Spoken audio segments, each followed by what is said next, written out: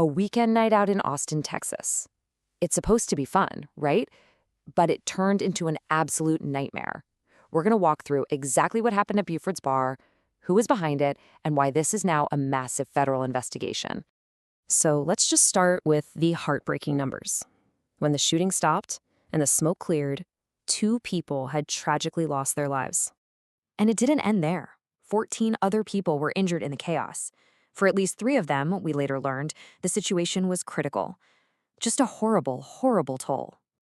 The location was Buford's backyard beer garden. It's right in the heart of Austin's entertainment district. We're talking around 2 a.m. when the place would have been packed. Suddenly, that weekend vibe was just shattered by gunfire. Okay, so how did this all unfold? Let's get into the timeline of what actually happened that night. Well, according to the Austin police chief, this was anything but random. The suspect was seen driving an SUV circling the bar several times before he even started shooting. And then he opened fire, first with a pistol, and then he upped the ante, grabbing a rifle to fire into the crowd. You know, the police response was incredibly fast. They got to the scene, engaged the gunman, and the confrontation ended with officers fatally shooting the suspect right there. So with the shooter down, the immediate danger was over. But that just opened up a whole new set of questions, starting with the biggest one. Who was this guy?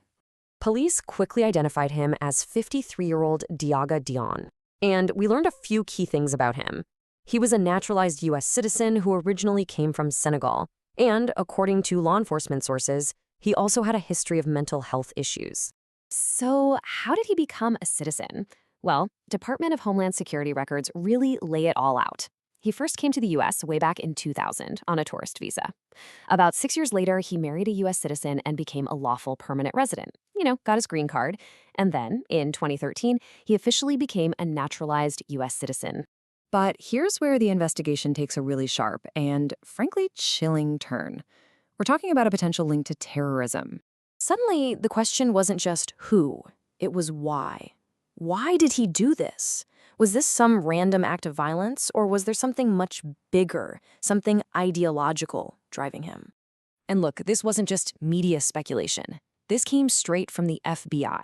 The agent in charge of the San Antonio office said, and I'm quoting here, "There were indicators on the subject and in his vehicle that indicate a potential nexus to terrorism." That word nexus is key. It just means a connection or link. The FBI was basically telling us, hey, we think this might be terrorism. So what was that possible link? Well, sources say investigators are looking into whether this shooting was retaliation, specifically retaliation for recent joint military strikes by the U.S. and Israel against targets inside Iran. Okay, so what were those indicators the FBI was talking about?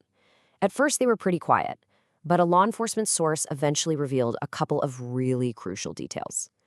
Diagne was wearing a shirt with an Iranian flag on it, and he had on a sweatshirt that read "Property of Allah." With all that on the table, you can imagine the investigation ramped up big time.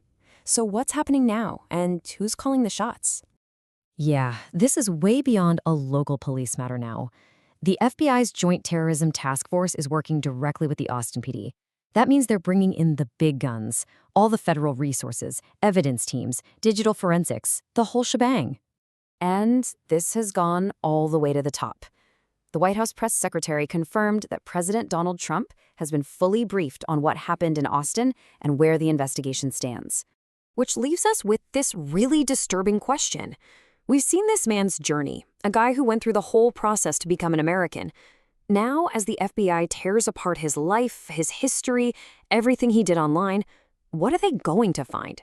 What turns a citizen into a mass shooter on a tragic night in Austin?